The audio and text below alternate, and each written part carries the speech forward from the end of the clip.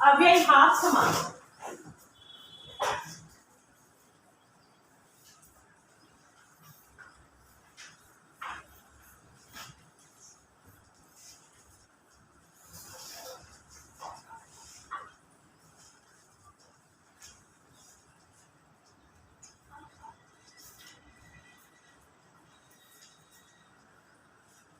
परिभाषा लिखेंगे, जिस समास में, ध्यान से लिखेंगे, अगर समझ में नहीं आए तो पूछ लेंगे, का पहला पद शब्द या पद, बात एक ही होती है, ठीक है बेटा। शब्द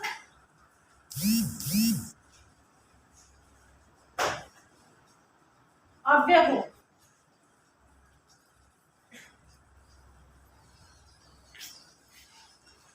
अव्यय हो, उसे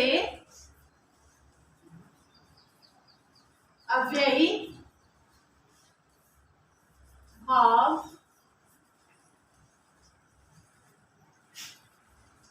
समास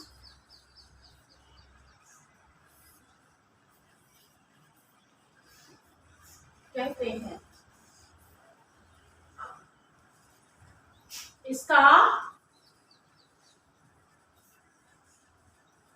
पहला पद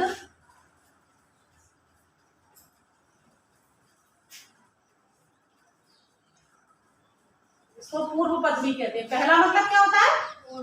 पूर्व। पूर्व माने होता है क्या है? पहला। और उत्तर माने होता है बाद में, और उत्तर माने व्याख्या भी होती है, उत्तर माने दिशा भी होती है, ठीक है।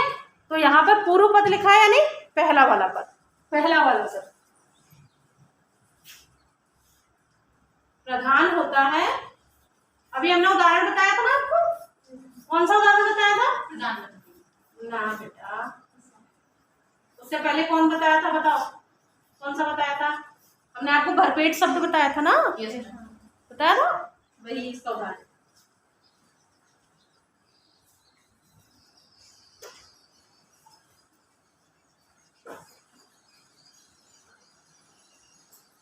उदाहरण के लिए लिखेंगे, आजीवन। इसमें देखो कुछ शब्द ऐसे भी आते हैं जैसे कि हर, भर, कर, हर, भर, कर,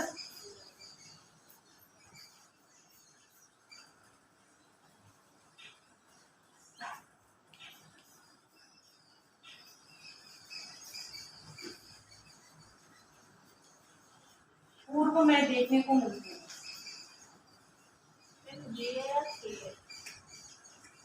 कौन से? हर, भर, कर, प्र, ये शब्द भी पूर्व में देखने को मिलते हैं।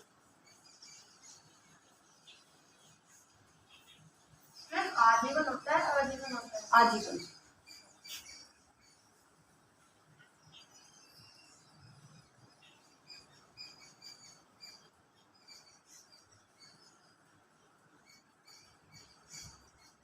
आजीवन का क्या होगा? जीवन भर।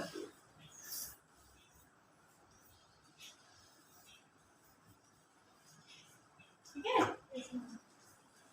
दूसरा है यथाशक्ति,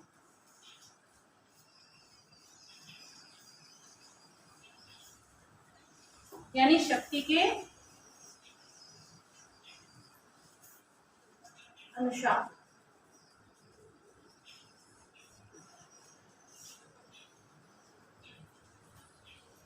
यथा विधि,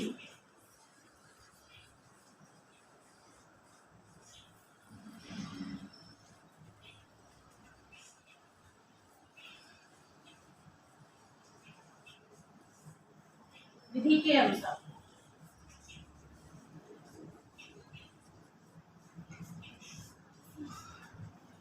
किसको आलस आ रहा है?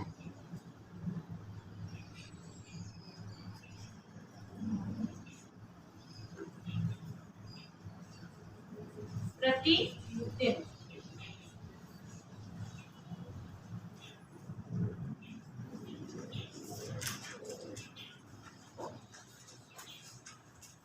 देखिए यहाँ हमने उदाहरण लिखवाए हैं आपको।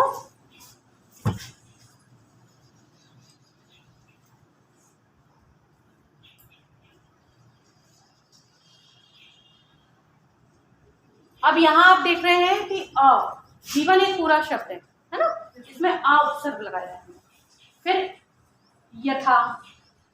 यथा आया है, प्रति, ऐसे बहुत सारे शब्द हैं, कितने देंगे। तो यहाँ पे ये सारे क्या है, अव्यय शब्द हैं। ठीक है, कई बार तो अव्यय हमारे पहले भी आ जाते हैं। अव्यय माने होते हैं अभिकारी, जिनमें कोई परिवर्तन नहीं होता।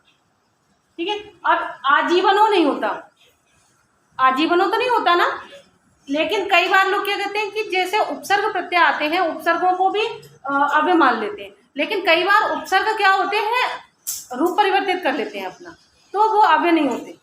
आजीवन होने, अगर ये रूप परिवर्तन हो जाएगा कि आज ऐसे कोई मतलब रूप बदल लिया, जैसे आजीवन का आजीवन हो नहीं होगा, तो ये हो गया आपका अव्यय। अव्यय मतलब अभिकारी, यानी कि वे शब्द जिनमें कोई परिवर्तन नहीं होता, वे अव्यय कहलाते हैं। यथाशक्ति हो नहीं होता, शक्ति रूप नहीं बदलेगा, ये ऐसे ही रहेगा। यथा विधियों नहीं होता, यथा विधि अपने आप में पूरा शब्द है। प्रतिदिनों नहीं होता, आपने देखा कभी प्रतिदिनों कोई बोलता होगा, नहीं बोलता। दिनों बोल सकता है, प्रतिदिनों नहीं बोल सकता, यानी इसके कारण ये पूरे पद में कहीं कोई परिवर्तन नहीं हो रहा, इसलिए ये अव्यय शब्द हैं सारे। ठीक है, लेकिन कई बार उपसर्गों को भी हम अगर अव्यय मानेंगे तो उपसर्गों से कई बार शब्द में परिवर्तन आता है, तो वहां पर हम अव्यय नहीं मानेंगे। अब ये तो यहाँ पर अव्यय क्या है, सारे पहले आ गए, आ रहे हैं ना, पहले दिख रहे हैं सबको, ये पहले आ गए। लेकिन कुछ शब्द ऐसे भी होते हैं जो अव्यय बाद में भी आ जाते हैं, तब भी वो अव्ययभाव समास ही होगा। ऐसा नहीं है कि पहले ही आ जाए, तब भी उसका वही पद प्रधान होगा। ठीक है, कुछ ऐसे भी शब्द होते हैं जिनमें अव्यय बाद में आता है। बात आ रही है समझ में? वैसे वो शब्द भी हम आपको लिखा रहे हैं, यहाँ लिखेंगे, एक लाइन लिखेंगे, अव्ययभाव समास में कुछ ऐसे भी पद हैं, एक लाइन लिखेंगे, अव्ययभाव समास में कुछ ऐसे भी पद हैं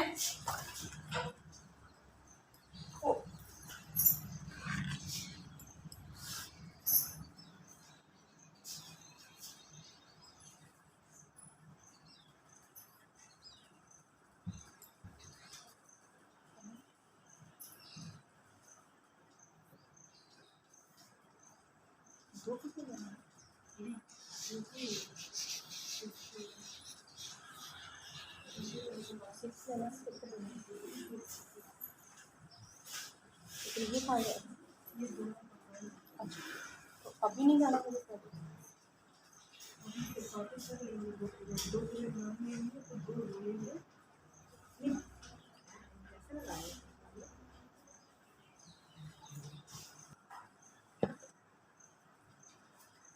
अव्यय नहीं है,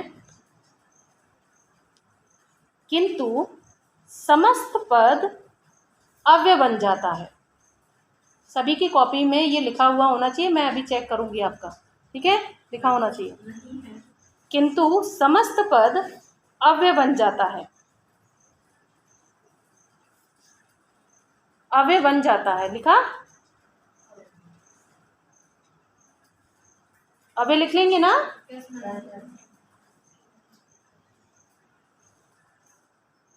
लिखा,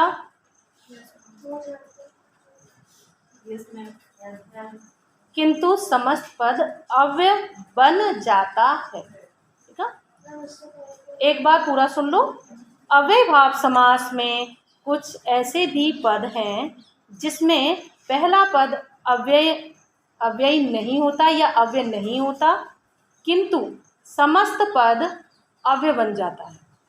ठीक है, अब लिखेंगे इसके उदाहरण, अव्यय वाले जो दूसरी लाइन हमने बोली है उसका उदाहरण लिखेंगे। उदाहरण यहाँ लिखेंगे, जैसे कि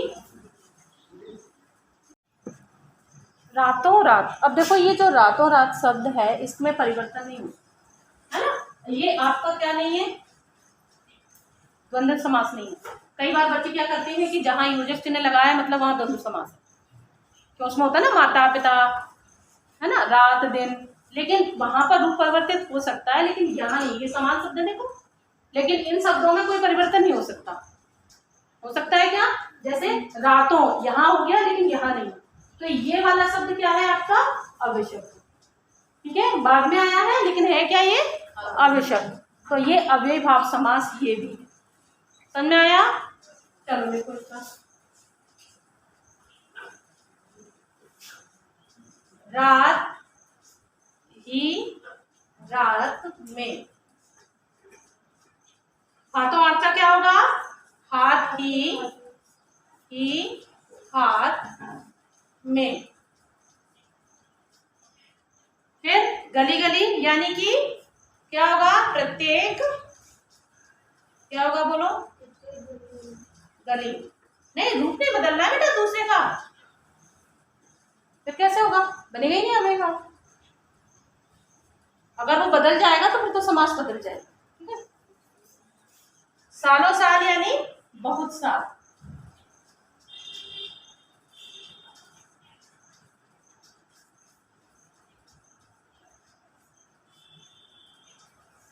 लिख लीजिए।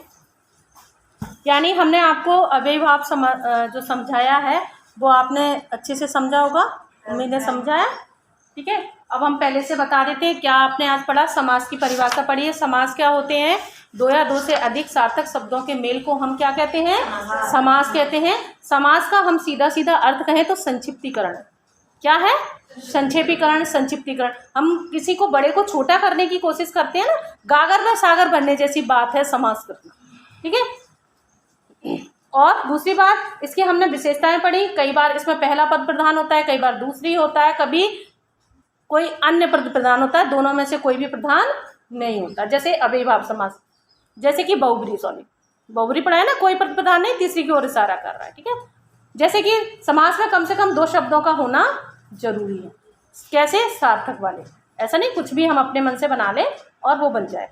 फिर हमने आपको संधि और समास में अंतर बताया। समास में दो या दो से अधिक पदों का मेल होता है। समास का विग्रह किया जाता है। समास 6 प्रकार के होते हैं। आपकी किताब में 6 हैं, वैसे चार ही मूल रूप में होते हैं, 2 अलग अलग उसके भाग होते हैं, लेकिन आपकी पुस्तक में जो दिया आप वही पढ़ेंगे।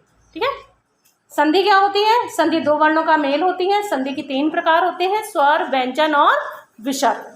संधि में विच्छेद होता है, समास में विग्रह होता है। विग्रह का मतलब मूल रूप में लाना, विच्छेद का मतलब होता है तोड़ना। समझ में आया?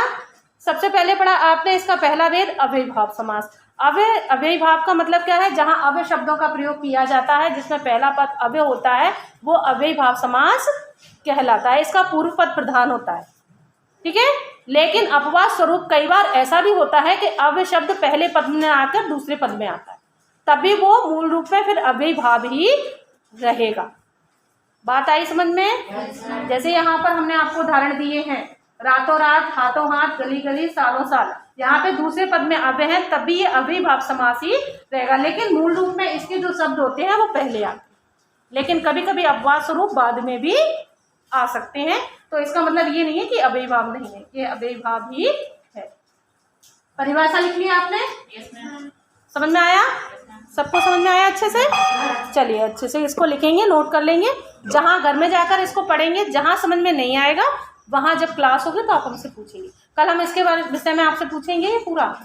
देखो बेटा, अगर हम कोशिश करते हैं तो आपको भी कोशिश करनी है। ऐसा नहीं है घर जाके मक्कारी नहीं देनी। ठीक है, जो घर में बैठे हैं वो तो बहुत सेंसा हैं, वो बहुत ज़्यादा पढ़ते हैं, उनकी बात अलग है। लेकिन अगर आप आए हैं तो आप कुछ ना कुछ सीख कर जाए। यहाँ क्लास में खाली बैठ के नहीं जाना। ठीक है, आप इसे घर जाके अच्छे से पढ़ेंगे। जहाँ समझ में नहीं आएगा कल आप हमसे पूछेंगे। ठीक है, चलो।